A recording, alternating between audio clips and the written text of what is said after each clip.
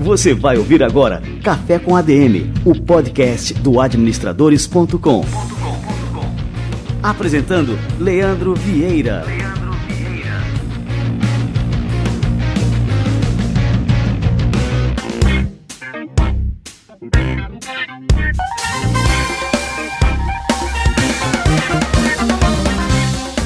Fala galera, está no ar mais um Café com ADM, a sua dose de cafeína nos negócios. Estamos começando o nosso episódio número 151. E o nosso convidado de hoje, cara, ele tem cafeína nas veias. É o João Pedro, o @João Pedro, um fenômeno, um garoto prodígio. Hoje ele tem 23 anos de idade, mas desde adolescente eu tenho um contato já antigo com ele. Ele já era uma das grandes referências, um dos grandes experts na internet, já entendia a internet como poucas pessoas no Brasil. Aos 19 anos ele entrou na lista dos 30 abaixo de 30 da Forbes, isso ao lado do Neymar e de outras feras. E hoje, aos 23, é um grande empreendedor e você vai aprender muito com ele daqui a pouquinho no nosso Café com ADM de hoje. Antes de mais nada, vamos receber a turma do Conselho Federal de Administração e o nosso quadro semanal Somos ADM. Você vai ouvir agora Somos ADM.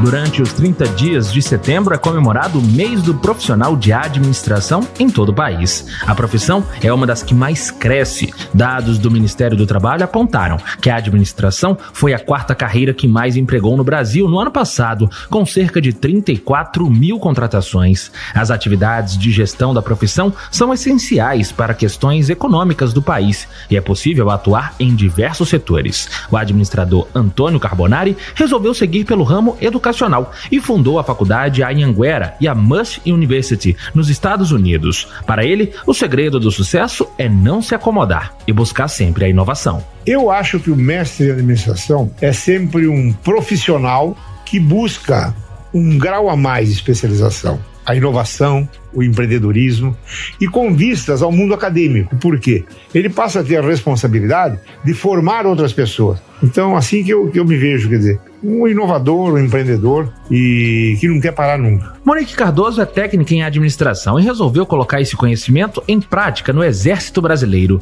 A mudança aplicada trouxe bons frutos. O técnico bem formado, ele pode contribuir muito para o bom funcionamento da companhia, no caso do Exército. É muito bom você saber controlar, organizar, planejar e a logística também, de você ter noção do que precisa. Isso é muito importante. Se você tem um bom estudo, um bom aprendizado, você coloca isso em prática com muita facilidade. No último dia 9, a profissão de administrador comemorou 54 anos de regulamentação no Brasil.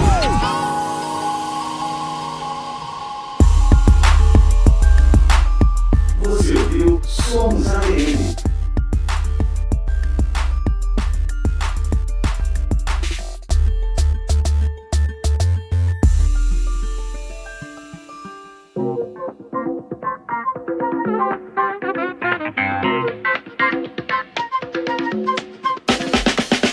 O quadro semanal Somos ADM é fruto de uma parceria exclusiva entre o CFA e o administradores.com. Confira sempre o cfaplay.org.br para você ver as matérias em vídeo que o CFA prepara todas as semanas e lança lá no seu canal do YouTube. É imperdível. Segue por lá, acompanha que vale muito a pena. Muito bem, galera, muito bem. Vamos lá para nossa dose tripla de cafeína de hoje aqui com o João Pedro. Vamos lá.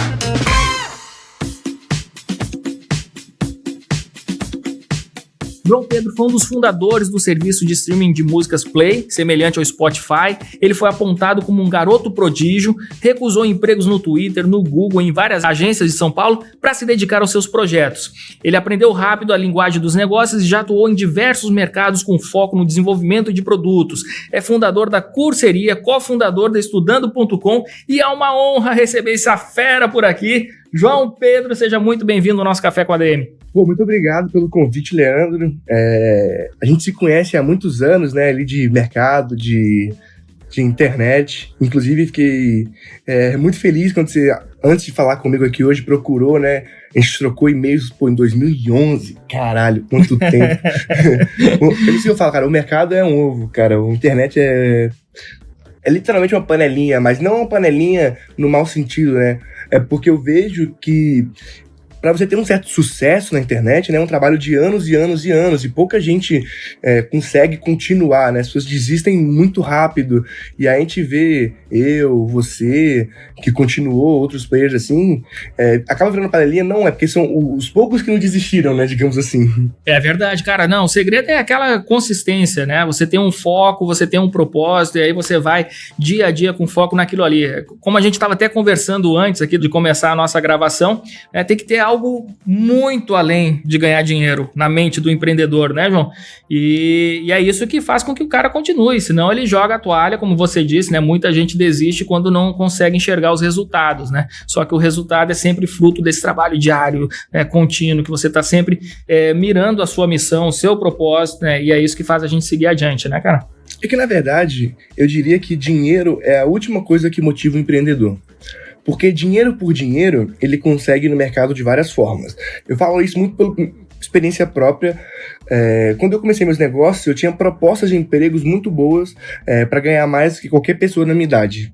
Então, assim, era um trabalho fácil, que eu ia fazer uma coisa que eu já domino, uma vez que eu tenho habilidades, né, que me destacam de certas pessoas, dentro de certas áreas. Só que eu optei por empreender. O real empreendedor, ele não tem ambição de ser milionário como foco principal, porque estatisticamente falando, você tem muito mais chance de quebrar do que dar certo, né? Total. Tem mais de 70%, 80% das empresas fecham os primeiros 3 anos, e das que sobram, umas 60%, 70% também fecham em 5. Então, assim, estatisticamente falando, você vai quebrar. Assim, e se você achar que você não vai quebrar e ter essa certeza, você está cometendo um erro grotesco de achar que você vai fazer diferente do que os outros, que você é tão melhor que os outros, assim, achar que todo mundo quebra, você não vai quebrar. Então, assim, é um pensamento muito errado. Então, o empreendedor que tem essa visão dificilmente cresce, porque já o cara que faz o business porque ele não se vê fazendo outra coisa, eu diria que o empreendedor, ele é o cara que ele não consegue se enxergar fazendo outra coisa senão empreender. Então, por isso que o cara aposta tudo. Primeiro porque, assim, para você empreender, você precisa ter capital. Não existe empresa que não tem capital. Se você não tem um capital, você precisa buscar investimento. Mas aí, alguém tem o capital. De certa forma, sempre existe o capital. Se você começa do 0, também tem capital, porque é o seu tempo, né? Porque você poderia estar ganhando dinheiro, tendo um emprego, e você está investindo o seu tempo na sua empresa, né? De certa forma, você está investindo no capital, só que nesse caso, ele é humano. E como eu disse, é um investimento, né? A chance de sucesso é muito baixa, só que como você não se vê fazendo outra coisa, você não se importa. Porque o seu tesão não é necessariamente ganhar dinheiro, é fazer o business. E claro, ganhar dinheiro também, mas ganhar dinheiro através do business, não o dinheiro por dinheiro, né? Você quer crescer o seu business, você quer expandir, você quer ficar grande, ter mais resultado do que você tem hoje. Pode ver aí qualquer bilionário. Todos que eu conheço, pelo menos, continuam trabalhando e trabalham muito mais do que eu, do que qualquer pessoa que eu conheço. E esses caras são, bilionários. Eles têm tudo que o dinheiro pode comprar e eles optam por continuar trabalhando. Isso fala muito sobre a visão dos caras, né? Que a visão dos caras nunca foi ganhar dinheiro. O dinheiro foi uma consequência do trabalho bem feito que eles fizeram, mas a consequência deles, o objetivo deles é o business, né? A paixão deles é empreender. As pessoas normalmente tentam empreender querendo ficar milionário, mas não porque elas querem ficar milionários de verdade, é porque elas querem gastar milhões, né? O cara já fala, porra, quero ganhar $1 milhão para poder comprar um carro, sendo que não é esse o objetivo, né? Então, você vê aí o Mark Zuckerberg, tava até falando com você no in-off aqui, o cara anda de Honda Fit. Ele é o Mark Zuckerberg. Tipo, ele poderia ter 50 Lamborghini se ele quisesse. Mas ele tá cagando pra isso, porque ele não se importa. O minimalismo, quando tá na moda esse termo agora de ser minimalista, que é aqueles caras que só vestem a mesma camiseta, que não tem muitos bens de luxo, o cara não tem Rolex, não tem nada. Só que ele não faz isso porque ele é pão duro, porque ele não quer gastar dinheiro. Eu vejo muito comentário nas páginas falando assim, cara, qual o sentido de eu ser milionário e não gastar meu dinheiro? Porra, todo sentido. Esse cara provavelmente gasta dinheiro, só que em outras coisas, provavelmente investindo no seu próprio negócio, ele tem um pensamento muito mais longo prazo, porque o tesão dele não é gastar o dinheiro, o tesão dele é ter o sucesso no negócio. Eu acho que o Mark Zuckerberg provavelmente deve ficar muito feliz de saber que o Facebook tem 2 bilhões de usuários do que com quanto dinheiro ele tem na conta. E o objetivo dele, a missão dele, né, o propósito dele é trazer o Facebook para todo mundo que tem acesso à internet, inclusive ampliar o acesso à internet. Isso que move o cara, não é o dinheiro. Por isso que ele não fica... por isso que ele não parou de trabalhar até hoje, por isso que ele não tá aí, você não vê ele ostentando, sendo um playboy, que ele poderia ser, cara, porque ele tem todo o direito de ser, né, que ele conquistou esse dinheiro de forma honesta, ele não faz, porque isso não é o propósito, né. Então, só concluindo, as pessoas têm que parar de ver empreendedorismo como uma forma de ficar ricas. Só empreende se você pensa em algo que você continuaria fazendo mesmo se você tivesse negativo no banco. Se você acredita tanto numa coisa a ponto de você querer fazer até quando tudo estiver dando errado, provavelmente esse é o caminho certo do empreendedorismo para você. Você tem mais chances de ter sucesso do que outras pessoas. Você tá com quantos anos hoje, João Pedro? Hoje eu tenho 23 anos, né? Sou um jovem garoto ainda. Porra, 23 anos, tá. Então, e a gente começou a conversar lá em 2011, então são 8 anos. Então você tinha quantos anos nessa época aí, cara? Faz as contas aí, 23 menos 8 dá 15 anos, cara. Já tava trocando mensagem aqui. Olha aí, cara. E você já era uma fera no mercado digital, já era super conhecido. Conta um pouquinho pra gente desse começo aí, como é que foi, João? Como é que você se destacou, começou a aparecer? Eu nunca quis ser empreendedor, nunca tive o sonho de ser empreendedor. Quando eu fui ver, eu já era um empreendedor. Acho que ninguém acorda e fala, pô, vou ser empreendedor. Quando você percebe, você já é um empreendedor, entendeu? Aconteceu isso comigo. Eu comecei a programar com 11 anos de idade. Só que eu comecei a programar porque eu queria programar, não era porque eu queria ganhar dinheiro com programação. Afinal, eu tinha 11 anos de idade, nem sabia que era possível ganhar dinheiro com isso. E, na verdade, eu também nunca me interessei por programação em si, porque é algo muito específico, né? Ninguém chega, pô, quero programar. Hoje, talvez existam pessoas que fazem isso, porque a gente tem várias inspirações de programadores bem-sucedidos. Programação virou algo almejado, né? Hoje já se fala que programação tem que ser a segunda língua de todo mundo, né? Todo mundo tem que programar. Só que naquela época não tinha esse conceito. A gente não conhecia o Mark Zuckerberg ainda, sabe? Eu nunca quis programar, mas eu queria fazer coisas. Então, eu nunca me contentei em ser só um usuário. Desde que eu usei o computador pela primeira vez, eu me viciei e falei, caralho, é isso que eu quero gastar meu tempo, né? Eu percebi que eu me interessava mais por computador do que futebol, que era o que os meninos da minha idade normalmente se interessavam. E eu via os programas, né? Que nem chamava apps ainda, era programas. Eu falei, caramba, quero fazer um programa. Como é que faz isso aí? Eu via site, falei, pô, eu quero fazer um site, como é que faz isso aí? Eu quero ter o meu site também. E aí eu descobri que para fazer programas, né, para fazer aplicativos, eu precisava programar. E assim eu conheci a programação, né? Então meu objetivo sempre foi realizar coisas, não necessariamente programar. Acho que isso que me diferencia de muitos programadores, né? Porque eu conheço bons programadores que o sonho dos caras é programar. O que dá tesão no cara é programar. Então o cara programa no trabalho, chega em casa, ao invés de ver o Netflix, o cara tá programando também, porque esse é o hobby dele também, né? Então programação nunca foi meu hobby.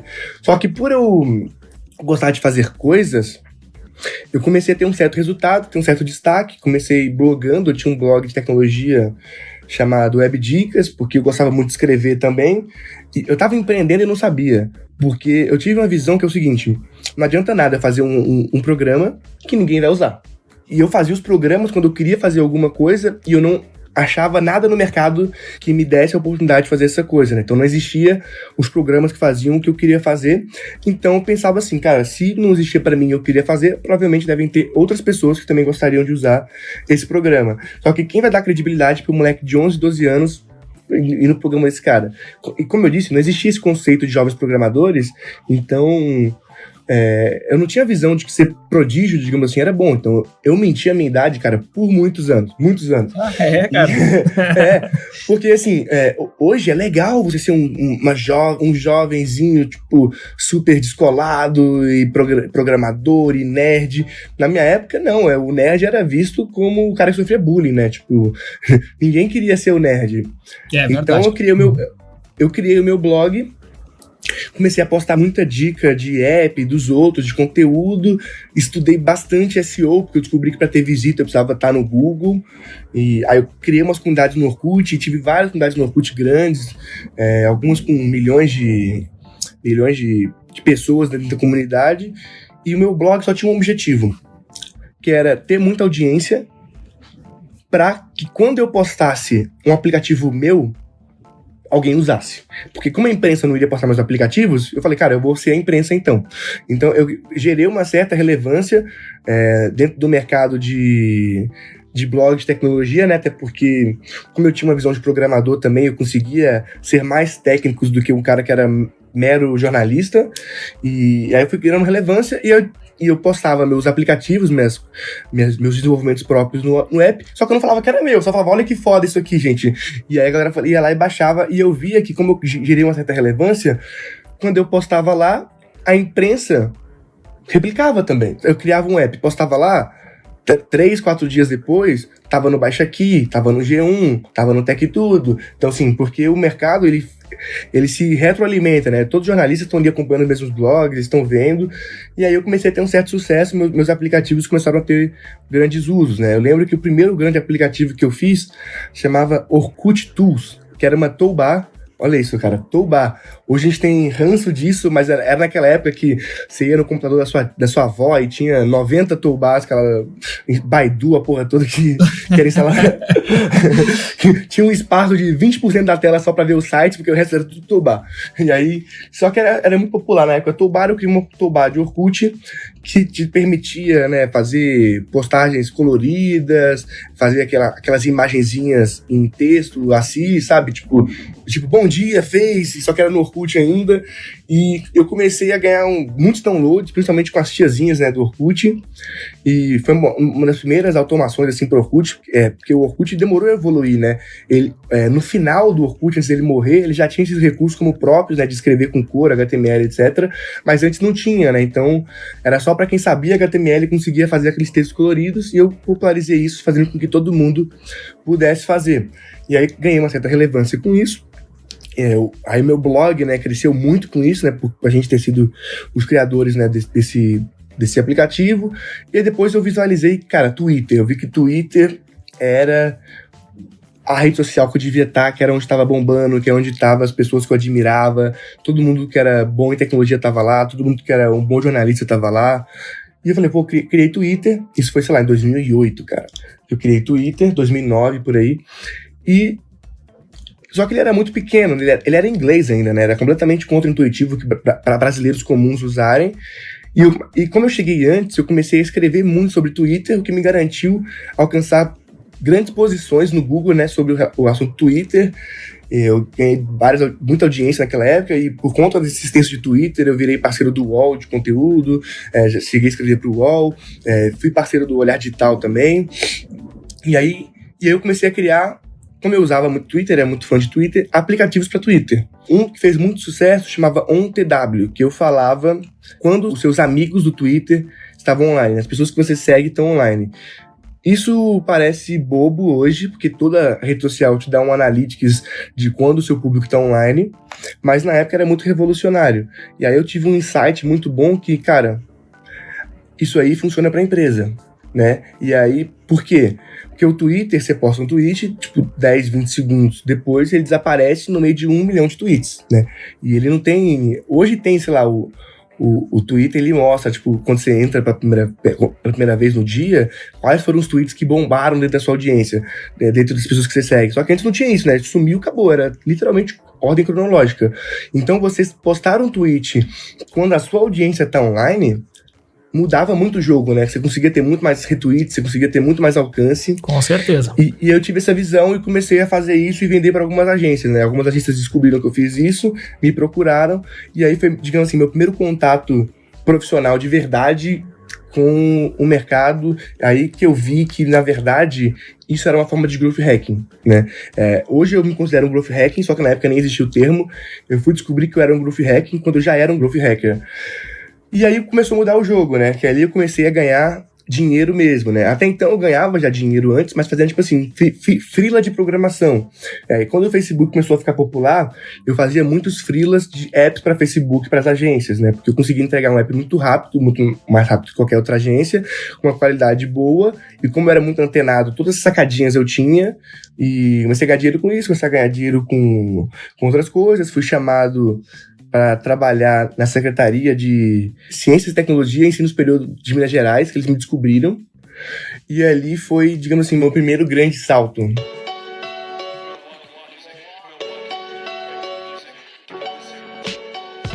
E aí você acabou recebendo aí, vem um sonho de muita gente que é de trabalhar nessas grandes empresas, o cara sonha em trabalhar no Google, sonha em trabalhar, enfim, no Facebook. Você já recebeu propostas, né, de empresas como o Google, como o Twitter. O que foi determinante para você recusar essas propostas, cara? Nessa época eu já estava ganhando um certo destaque na mídia, eu já tinha corrigido um bug do Twitter, inclusive eles usaram minha correção do bug como oficial, e aí que eu comecei o contato com eles. Então, tipo, eu já tinha um destaque ali como um jovem programador e tal, só que, como eu disse, eu nunca quis ser programador. Eu usei a programação como meio para um fim, que o fim era fazer as coisas que eu queria fazer, que era fazer meus produtos. Então, eu não precisava de dinheiro também. Eu já ganhava algum dinheiro, mas eu não precisava de dinheiro, porque, eu morava com os meus pais. Sim, a gente não tinha uma vida muito boa, mas eu morava no interior de Minas com os meus pais, estudava, e, tipo assim, eu não precisava de ter grana. Porque eu era uma criança, eu tinha 14 anos, né? Eu não pensava tanto na parte financeira, mas eu tinha muito medo disso me tirar do meu foco, que é criar minhas coisas, e também era legal você tá na matéria lá como garoto prodígio, mas seria uma bosta tá na matéria como garoto prodígio contratado, sei lá, pelo Google e é demitido em 2 meses. Porque eu sabia, assim, que eu não era o melhor programador, que eu não era o cara mais dedicado, até porque eu estudava também, não era meu foco principal. Então eu falei, cara, eu não sou um programador, né, de verdade, eu sou um maker, né, eu gosto de construir coisas. E se eu for contratar, assim, quando você vê, sei lá, recusou o Google, recusou o Twitter, fica bonito na matéria da imprensa. Só que, cara, eu ia ser um estagiário, é óbvio, né? Eu não ia chegar lá com um gerente. Então, só que lá no Google eu ia ser só mais um, né? Então, e eu falei, não é uma decisão que vai ser boa pra mim. Então, eu optei por não ir para esse caminho, não só do Google e Twitter, mas como nenhuma empresa. Eu nunca trabalhei para nenhuma empresa na minha vida, justamente por esse motivo, né? Eu nunca quis ser só mais um, eu sempre quis ter um certo protagonismo e fazendo as minhas coisas, mesmo que isso me desse R$0, entendeu? Mas eu tinha, o meu tesão era construir minhas coisas, fazer um app e as pessoas usarem esse app. Eu achava isso legal pra caralho, e lá dentro de uma empresa, dentro de uma corporação, eu não sei se eu saberia me adaptar, né? As pessoas leem a matéria e acham que foi uma decisão super visionária na época, mas na época foi muito por medo. Hoje eu vejo que eu tomei a decisão certa, graças a Deus aí, mas eu recusei por esse motivo aí. Bom, e aí depois dessa recusa, você começou a criar negócios, né, cara? Então aqui eu falei aqui no começo aqui que você foi o fundador da Play, né, que era um aplicativo tipo Spotify, não é isso? Exato. Eu descobri, desde o OneTW, etc., como eu disse, que eu era um growth hacker. E o que na verdade é um growth hacker? É um cara que consegue gerar uma audiência orgânica muito grande e viralizar. Naquela época, pelo menos, era o conceito que eu tinha. Hoje eu vejo que é muito mais do que isso, né? Que é o ganho do dia a dia, testar rápido, aplicar muito e testar rápido, e ver acertos e erros e tomar decisões mais rápidas baseadas em dados. Então, eu lembro que eu fiz um app por Olhar Digital, que era o seguinte: foi aí que deu muita virada de chave de que eu consigo gerar audiência. Primeiro, assim, meu blog tinha muita audiência, eu criei uma página no Facebook, ela tem 3 milhões de fãs, tudo que eu criava tinha muita audiência, só que era muito intuitivo para mim, só que na verdade eu estava trabalhando com dados. A plataforma que eu criei para Olhar Digital foi um grande virada de chave para mim nesse sentido, que é que eu consegui aplicar esses resultados para outra pessoa que não era eu. O que eles tinham? Eles postavam links no Twitter, né, através do TweetDeck, que era uma plataforma para poder agendar tweets e tal. E aí eles programavam os tweets lá de 8 da manhã a 10 da noite. Esse era o tweet que eles programavam. Só que o Olhar Digital, ele tem uma audiência muito ampla. Eles falam desde negócio em tecnologia, até tecnologia para classe C, tecnologia para o usuário leigo. Ele tem diversas editorias dentro de um portal. Apesar de ser um portal de tecnologia, ele tem várias editorias. Então a minha sacada foi: vou tentar descobrir quais são os melhores horários para postar os tweets e vou automatizar tudo. Então, no caso, os jornalistas só escreviam o texto do tweet para não ficar automaticão, né, para não ficar pegado RSS, que ia ser muito robótico. Então, ele já sabia mais ou menos como funcionava a audiência dele do Twitter. Ele escrevia os posts lá, o título do post que ele queria postar, e a ferramenta fazia tudo, né? Então, eu conseguia postar. Primeiro eu comecei a aumentar o número de postagens deles, lógica de testar tudo, né? Testar rápido e errar rápido.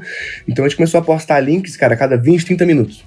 Com isso eu fui gerando dados. E aí descobri que, por exemplo, que notícias sobre mobile tinha mais acessos às 8 da manhã e coisas do tipo. O Olhar Digital, na época, foi o primeiro veículo jornalístico do Brasil que postava tweets de madrugada. Hoje todo mundo faz isso. O G1 posta tweet o tempo todo, todo mundo posta o tempo todo, só que naquela época não tinha esse conceito, né? Porque quem agendava eram pessoas que agendavam até um certo horário, porque eles não tinham o conceito que as pessoas estavam no Twitter consumindo conteúdo em outros horários não convencionais. A gente descobriu isso através dos dados. Em 3 meses, eles passaram de 200 mil acessos por mês, vindo do Twitter deles, não do Twitter em geral, da conta deles, para 600 mil. Nossa, cara. Só com essa mudança, né? Porque com os dados eu conseguia aumentar o número de postagens deles, eu sabia quando era importante reprisar uma postagem, tudo feito automaticamente, né? Se fosse um ser humano fazendo isso, ele gastaria muito tempo, né? Tendo que analisar tudo isso. Aí eu falei, caramba, sou bom nisso. E aí quando eu me mudei para São Paulo, com 16 anos, eu já tinha, como eu disse, eu já ganhava um certo dinheiro fazendo freela, né? Vendendo hora. Eu tinha o suficiente para ficar aqui alguns meses só, né? Porque eu não tinha tanto dinheiro assim. A minha família não tem condições de me bancar em São Paulo. Só que eu falei assim, mano, todo mundo que eu conheço tá em São Paulo, todo mundo que eu admiro tá em São Paulo, então eu preciso estar em São Paulo. Eu vim, aluguei um flat, que era R$3.500 por mês, caro pra caralho, não porque eu queria, mas porque eu não conseguia alugar nenhum apartamento, ninguém quis aceitar um garoto de 16 anos alugar um apartamento, por mais que eu fosse emancipado, sempre que bati lá no seguro fiança eu era recusado, até porque eles tinham regras absurdas, né, naquela época, que você precisava ter, pra você ter um fiador, precisava ter um imóvel em São Paulo, então era muito difícil para quem era de fora conseguir alugar um imóvel, principalmente na minha idade, que era menor de idade, né, não tinha esse conceito. Então eu tive que pegar um flat, o que fez que minha grana, que era, sei lá, 30, 40 mil reais, que poderia durar um ano e meio, ia durar uns 6, 7 meses só. Então, mas eu falei, porra, foda-se, tô aqui, vou fazer acontecer. E eu vim aqui sem proposta nenhuma de ninguém, não conhecia ninguém de São Paulo, assim, conhecia algumas pessoas por conta que eu já dava algumas palestras e tudo, mas eu não tinha amigos de verdade, eu não tinha uma rede de contatos aqui, então eu me forcei a ter. Então eu ia em todos os eventos, me fazia presente o tempo todo, até porque eu precisava achar alguma coisa que eu gostava, alguma coisa que fizesse sentido para eu continuar aqui, né? Porque se acabasse meu dinheiro, não ia ter opção, eu ia ter que voltar para Minas. Até que um belo dia, eu conheci o Anderson, que era meu sócio na época. Ele tinha acabado de voltar dos Estados Unidos, naquela época eu nunca tinha ido para os Estados Unidos. Ele falou, porra, mano, tem um tal de Spotify lá. Achei muito legal e não tem nada no Brasil, vamos criar algo parecido? Eu falei, bora. Ele era programador também, eu era programador.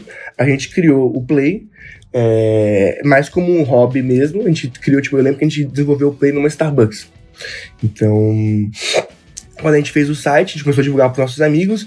Eu entendia muito de conceitos de social, né, de social media, de crescimento. Então a gente aplicou esses conceitos e a gente conseguiu ter 30 mil visitas no primeiro mês.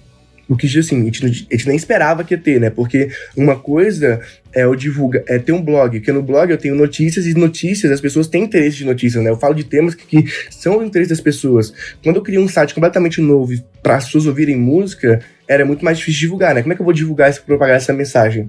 Mas a gente começou a crescer, deu 30 mil, depois foi para 60 mil, depois foi para 100 mil. Tipo, em cerca de 2 meses que a gente criou o site, a gente falou, cara, acho que tem como a gente ganhar dinheiro com isso. E aí a gente começou a procurar patrocinadores. Então, aí eu fiz como eu não conhecia ninguém, nem ele conhecia ninguém, tipo, de verdade, assim, pra ajudar a gente foi lá, a gente descobriu que pra poder ganhar dinheiro com o site, né, já que ele era grátis, era através de publicidade.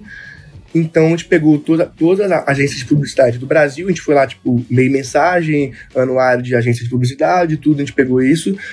E a gente começou e pegou todas as marcas que a gente achava que fazia sentido, fez uma lista, era, sei lá, de umas 200, 300 pessoas pra falar. A gente eu chegava na agência e falava assim: oi, tudo bem? Me dá o seu organograma de mídia. O organograma de mídia, pra quem não sabe, as agências vão lá, se você liga pra elas, elas te mandam, e elas falam assim: esse é o diretor dessa conta, esse aqui é o cara de mídia, esse aqui é o cara de conteúdo, e dá o nome, e-mail, telefone de todo mundo. É padrão de mercado, é assim que os veículos falam com as agências, né? Aí eu pegava esses organogramas, aí eu falava, aí eu comecei a procurar esse caso no LinkedIn.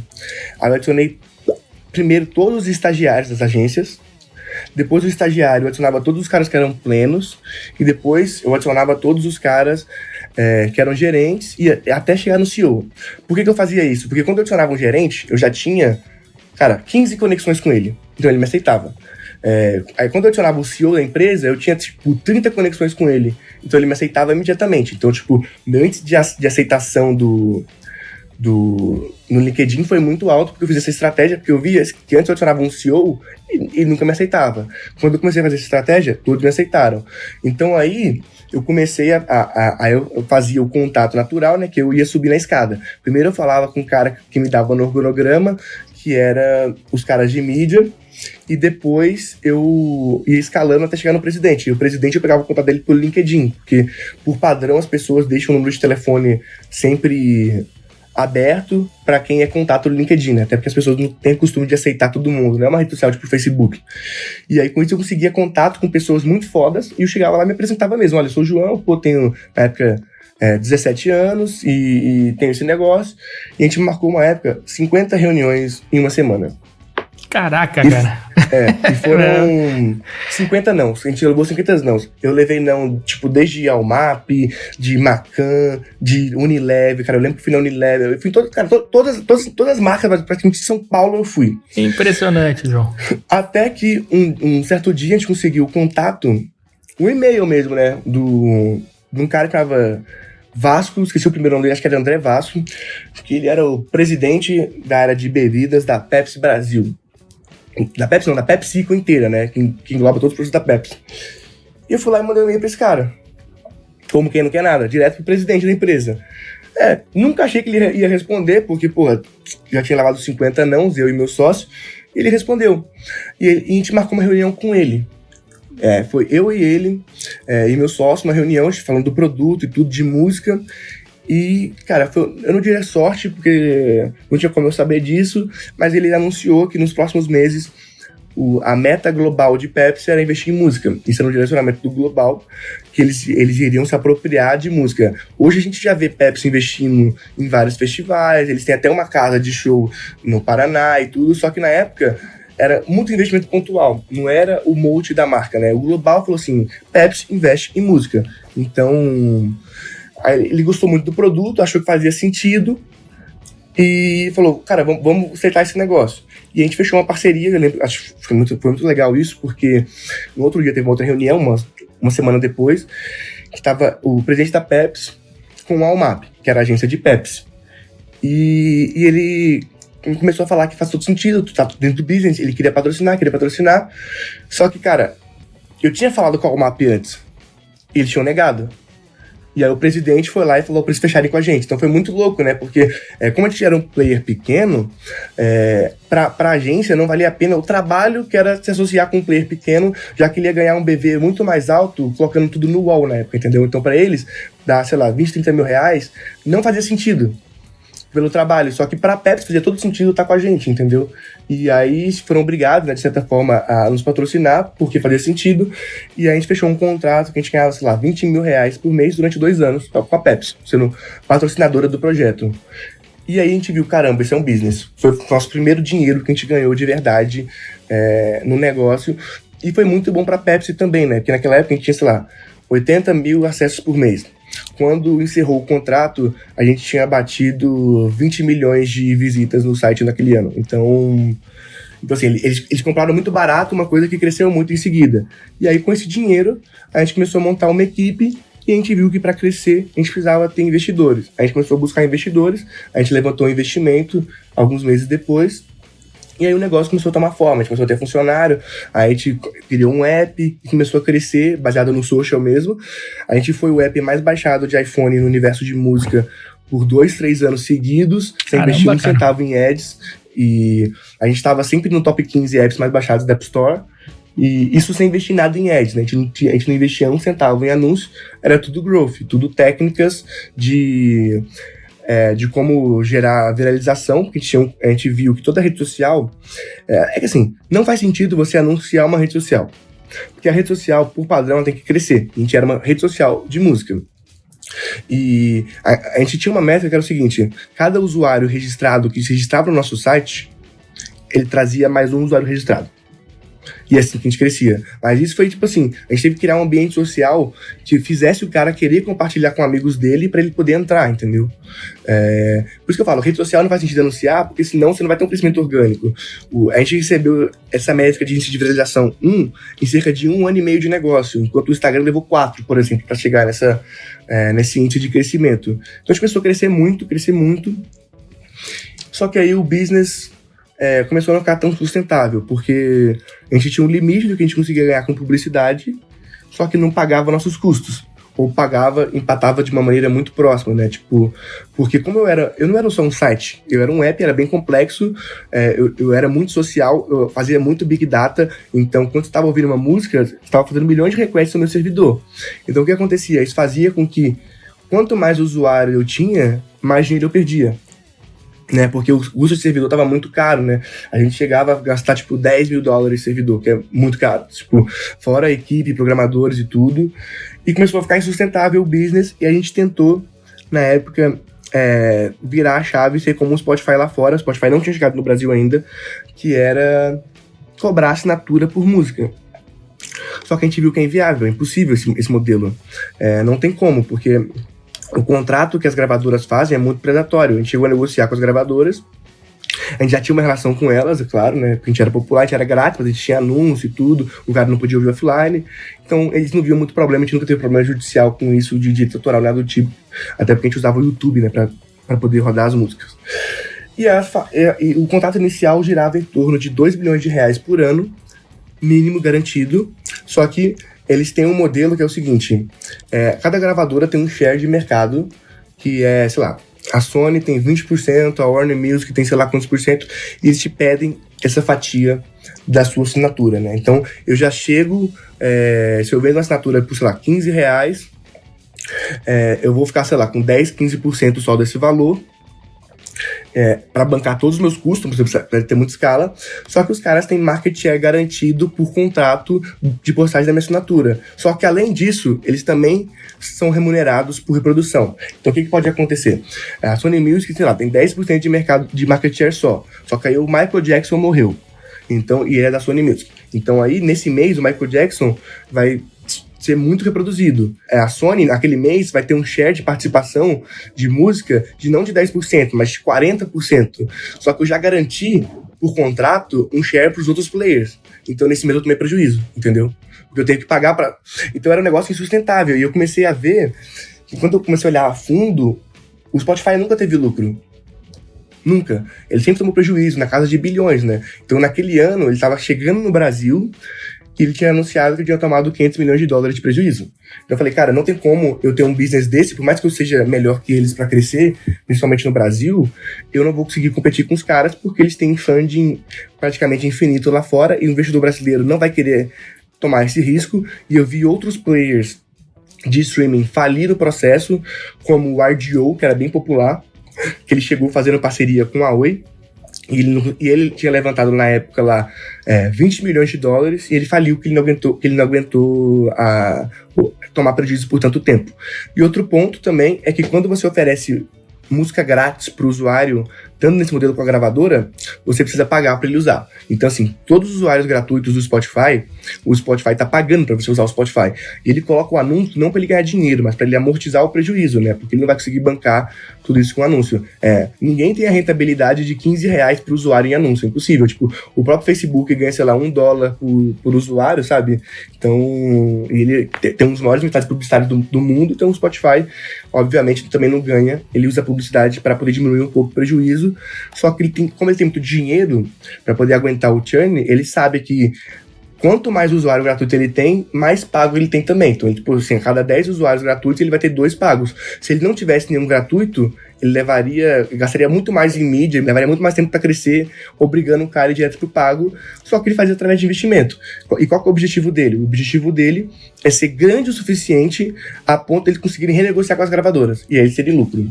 E só um detalhe, eu não acredito nesse modelo porque, assim, o que torna a música insustentável é que, assim, Netflix é o mesmo modelo de negociação. Só que, se ele acha que um estúdio está cobrando muito caro, ele quebra o contrato com esse estúdio e foda-se. Então ele começou a produzir muito conteúdo original e aí você tenta ver lá o filme, você tenta ver, sei lá, How I Met Your Mother no Netflix, não tem. Só que tem outras coisas que você vai lá e assiste. Só que música você escuta todo dia. Então, assim, se eu não fechar com a Warner Music, tirar o cara de fora, fudeu, porque o cara ouve, sei lá, Anitta todo dia. As músicas você escutam as mesmas músicas sempre, né? Então se não tiver a Anitta, que é sua artista favorita, por exemplo, num serviço de streaming, você não vai assinar. Então isso obriga você a ter todas as gravadoras. Então você tem um poder de negociação muito fraco, porque o Netflix começou a investir em conteúdo próprio e foi perdendo os contratos com os estúdios, mas tudo bem, porque o conteúdo próprio era suficiente, porque o filme eu assisto o que tem ali. Eu não vou assistir o mesmo filme todo dia. Isso permitiu isso. Quando a gente viu que o negócio era insustentável nesse sentido, a gente pivotou. E aí depois a gente chegou a vender as nossas tecnologias que a gente desenvolveu para um grupo que trabalhava com celebridades na época, porque a gente descobriu que nossos algoritmos, né, de recomendação de música eram muito bons e eles poderiam ser usados também para recomendar influenciadores em campanhas. E a gente pivotou para esse modelo porque a gente viu que música era insustentável por mais que a gente fosse gigante. Ô, João, me conta uma coisa, cara. Você tem 23 anos, né? E já tem uma história, uma bagagem que é invejável aí para muita gente dos seus 50, 60 anos aí que gostaria de ter uma história parecida com a tua. Me diz uma coisa, quais são os teus planos? Como é que você visualiza o seu futuro, né? Lógico que você sai inventando uma coisa atrás da outra, tem uma capacidade criativa de criação de novos negócios, de novas soluções que parece ser realmente infinita, né? Mas aí, como é que você visualiza o seu futuro, João? Daqui a, sei lá, 10 anos, 20 anos e tal, como é que você se enxerga? Meu último negócio, assim, que deu certo mesmo, né, foi a Curseria, que ele é uma empresa de cursos online com celebridades. A gente lançou Henrique Fogaça, Dr. Baracate, Giovanna Elbank, Debete, Tata Staniek, Bela Gil, uma galera. Aí foi aí que eu comecei a descobrir o mercado de educação online. Eu saí da empresa, eu vendi para os outros sócios no começo desse ano, mas eu me apaixonei por esse mercado que é de educação. Eu comecei com uma curseria que é uma educação com entretenimento, né? Porque ele é para aprender cursos livres, né? Aprender, sei lá, cozinhar, aprender a falar em público, esse tipo de coisa. E aí só que aí eu vi que existe uma brecha no mercado para educação básica. E agora eu estou empreendendo no estudando.com, que é uma plataforma, é um cursinho online de Enem, que o aluno paga uma parcela entre R$19 e R$29,90 por mês, e ele tem acesso a mais de 2.700 aulas do ensino médio, e ele também tem 2 correções por mês de redação. Então você vai lá, faz uma redação, te dá uma nota, nossos corretores são muito bons, você tem esse direito a fazer isso 2 vezes por mês. Por quê? Porque eu tô vendo uma grande mudança da educação para o online, né? As pessoas já perceberam o poder da educação online, e esse é um mercado que vai crescer muito. O brasileiro, não só o brasileiro, as pessoas em geral, elas não deixam de investir em educação nunca. Então, você corta o entretenimento, você corta as coisas fúteis, mas você nunca corta a educação, porque você vê a educação como um investimento no seu próprio futuro, né? Um investimento em você. E se a gente conseguir melhorar a educação de alguma forma, trazer para o online, eu acho muito importante. Eu não cheguei a comentar aqui, mas eu nunca concluí o ensino médio. Porque como eu mudei para São Paulo com 16 anos e fui empreender, obviamente não teve como concluir a escola. E eu tinha uma repulsa muito grande à escola, eu nunca gostei da escola, porque eu achava esse modelo muito chato, né? Tanto é que tem aquela frase que fala o seguinte: se você voltar, se por um acaso descobrir uma máquina do tempo e você voltar 300 anos no passado, tudo vai estar diferente.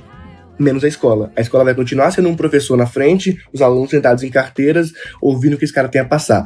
Então, eu falei, cara, e eu vejo que a minha geração já não aceita mais, né, a escola como ela é. Os professores também não entendem, eles ficam falando que os millennials, né, são vagabundos, só que na verdade é que o professor, ele deixou de ser a fonte de conteúdo máxima, né? Porque a sua referência, quando você tinha uma dúvida, o seu professor, ele era a pessoa que mais entendia do assunto ao seu alcance. Então ele tinha uma autoridade absurda. E hoje não tem mais. Não por culpa dele, mas é por culpa que a informação, ela tá acessível às pessoas, né? Se eu tenho uma dúvida, eu consigo buscar no Google, eu consigo achar fontes muito relevantes sobre aquele tema, muito válidas, que tem muitos estudos que um professor único não consegue, né? Que ele não consegue ser um pesquisador e dar aulas ao mesmo tempo. Então, as pessoas perceberam que o professor não é tão bom assim, e, cara, não é culpa dele, ele dá o seu máximo. Cara, minha mãe é professora de português, e eu sei o quanto é difícil, mas para os professores em si, é muito difícil ver que eles não só ensinam hoje, mas eles também aprendem com os alunos, né? Porque os alunos têm outras fontes de conhecimento, então eles tentam bloquear um pouco isso, porque é muito novo para eles, tipo, tentar impedir usar celular na sala, tentar impedir usar calculadora. Eu lembro muito de uma frase que meus professores de matemática falavam, que você não pode, no ensino básico, no caso, você não pode usar calculadora na prova, porque e quando você não tiver uma calculadora? Só que hoje isso é uma coisa inimaginável, né? Porque todo mundo vai ter uma calculadora o tempo todo, né? Você tem seu celular, sabe? Eu não preciso aprender tudo, só preciso aprender a pensar, na minha visão, né? Então eu acho que a educação tá mudando muito e vai mudar muito, e eu quero ser uma dessas pessoas que vai transformar essa mudança na educação. As nossas aulas estudando, a gente fez pensando muito no jovem que não tem paciência, então as aulas têm de 6 a 8 minutos só. Então a gente teve um grande trabalho aí de tentar... Claro, a gente tem toda uma equipe pedagógica, toda uma equipe de psicólogos para poder validar esse conteúdo, né? Não sou eu, né? Principalmente eu que concluí isso no médio, não sou eu que estou ensinando as pessoas, né? A gente tem uma equipe gigantesca, são 50 professores, e a gente modificou o jeito de dar aula, passando o mesmo conteúdo. Inclusive, o nosso grupo educacional, que é sócio, é o Primeiro Mundo, ela é a única escola do Brasil que tem, quando você termina o ensino médio, você tem um certificado Cambridge e TOEFL, é uma escola muito... ela é a top 1 redação Brasil, Enem, no Brasil inteiro, então, dentre 22 mil escolas. Então, assim, no quesito educacional, a gente é realmente sério e relevante, só que a gente está tentando trazer esse conteúdo de uma forma mais contraída, mais rápida, que o cara consegue consumir sem achar um tédio. Porque hoje a grande disputa da vida é a atenção, né? Todo mundo está disputando a atenção dos outros. Então, quando o aluno, que é uma criança, não está se interessando pelo seu conteúdo, de certa forma, a culpa é sua. Porque ele tem distrações, coisas que pegam a atenção deles que são melhores. Então, como fazer a educação ser melhor? Então, hoje eu me vejo como um empreendedor da área de educação, que eu vejo um grande potencial aí, e uma grande vantagem é que os grandes grupos de educação, que são bilionários, eles são muito lentos, né? Eles não conseguem pegar eles não conseguem fazer essa chave tão rápido, né? Então, eu acredito muito que a educação vai ser mudada por alguém de fora, o que é uma pena, né? Porque você vê, assim, lá uma Croton que vale bilhões e bilhões, eles poderiam estar promovendo essa mudança, só que é muito burocrático para eles fazerem isso, né? Então, por isso que tem players como a gente agindo, e hoje meu foco 100% é educação, mudar, ensinar e mudar a vida das pessoas nesse sentido através da educação.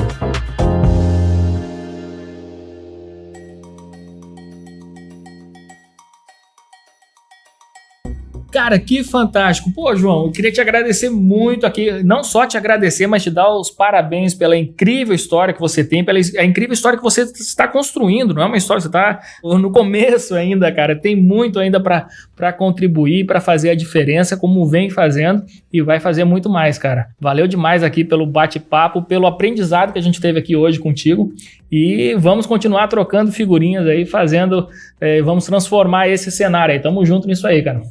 Pô, muito obrigado pelo convite. Eu conheço o Administradores há muito tempo. Eu sigo o Administradores desde que ele era apenas um blog, né? Hoje ele é o portal Administradores. E eu vi que isso foi conquistado através de muito trabalho, muito suor, muita dedicação de você e da sua equipe. Parabéns mesmo, assim, eu sou um grande fã, admirador do Administradores.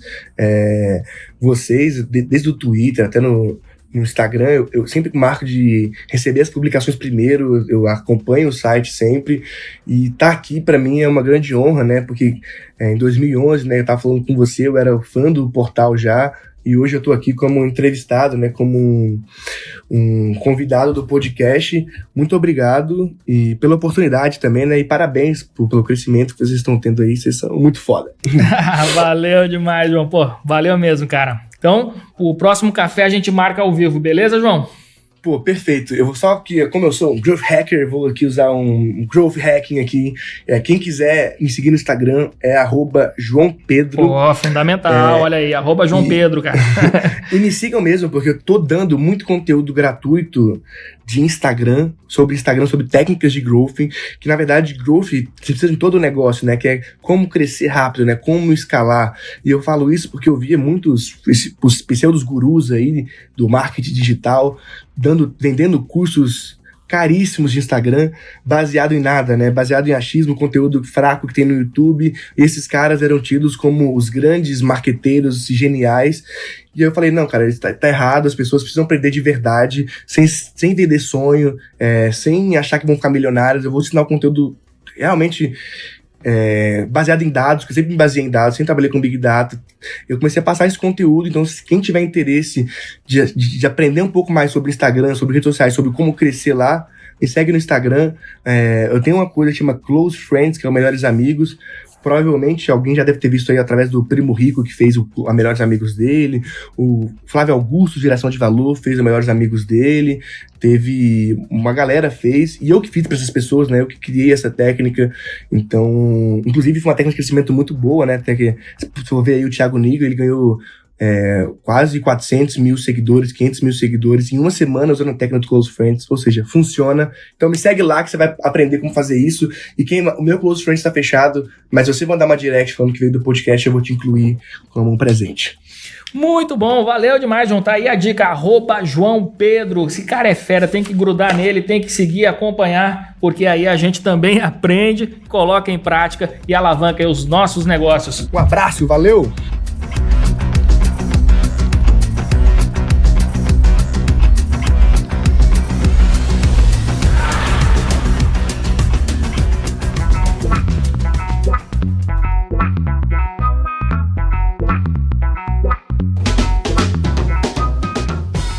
Olha, eu falei pra vocês no começo que a cafeína hoje era extra forte, que o João Pedro tem cafeína nas veias, e eu não tava mentindo. Cara, esse garoto é fera, eu aprendo com ele há muito tempo.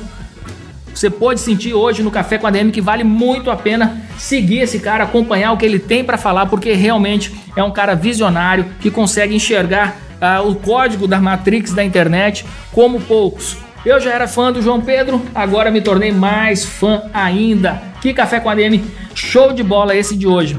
Mais uma vez, terminando aqui o nosso programa com aquela sensação de missão cumprida, de ter entregue mais um conteúdo fantástico que eu tenho certeza que vai fazer a diferença na sua vida e ajudar você a transformar os seus resultados. E é isso aí, galera. Terminamos mais um episódio. Esse foi o nosso Café com a ADM de número 151. Na semana que vem a gente volta com mais cafeína para vocês. Beleza, então? Então até a próxima semana em mais um episódio do Café com a ADM, a sua dose de cafeína nos negócios. Até lá!